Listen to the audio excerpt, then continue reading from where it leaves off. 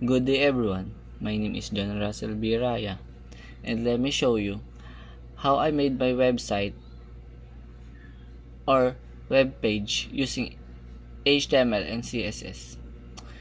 First, let me show you my codes, and this is my codes. I begin with the simple doctype HTML, and I second code is HTML, the head, and the title. The title will see in the top of your of your code, or it is also called a tab. Next, this CSS is internal CSS, and this is internal CSS because we use a internal style style style CSS. You can see the CS is inside the HTML. We don't use the link.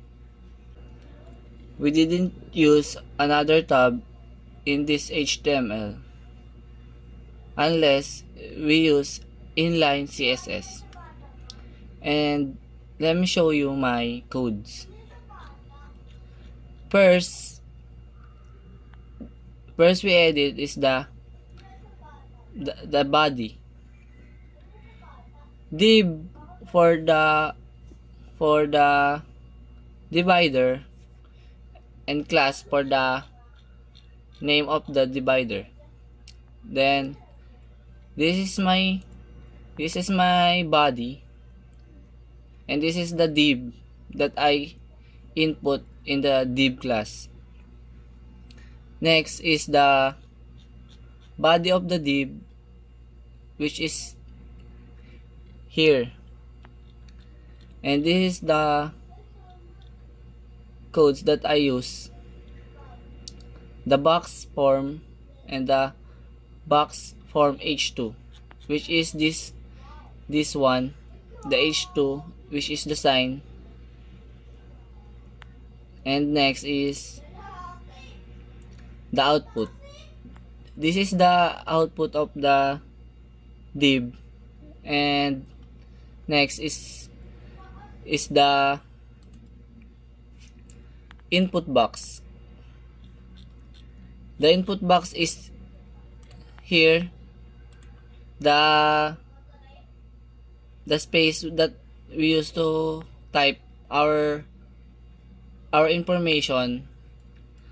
And next is the login button. I use link. I use script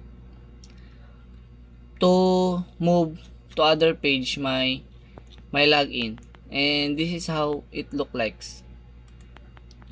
And this one, and this one.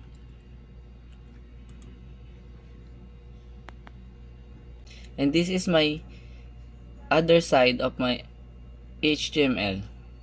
I use two HTML, and this is the second one. This is my external CSS, and this is my internal output. And this is the parts that we have, the products. And let me show you how I made it.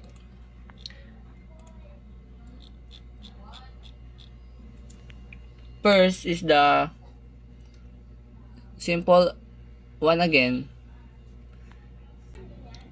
and the added code is the link, style sheet, type, text, and the link that you use in your style CSS.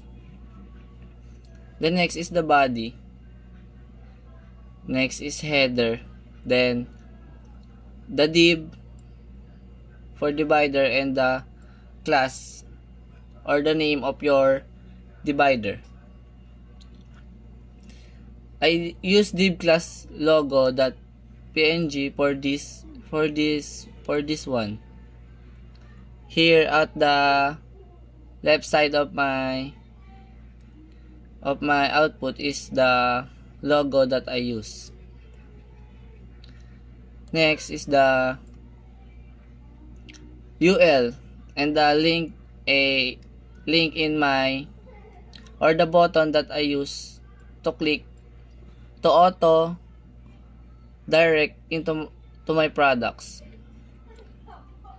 Let me show you how it works. And this is the output.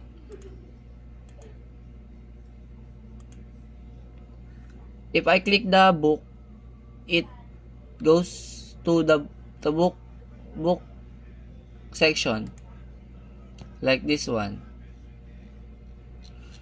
Then if I click the art material, it also the same. It will go to the art material section like that,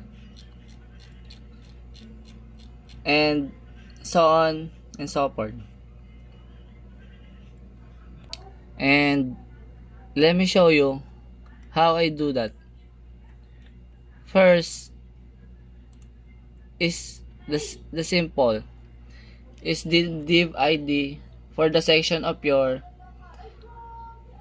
images or your code that you want to put in the section. Like this, I use H1 for my title books and H2 for the name of my book that I want to sell. Then paragraph, then the button for like and button for the order. And I put it the label for the price here, and you can see it here, the bottom, in the bottom left side. And you need to repeat it. Then repeat it in other div ID.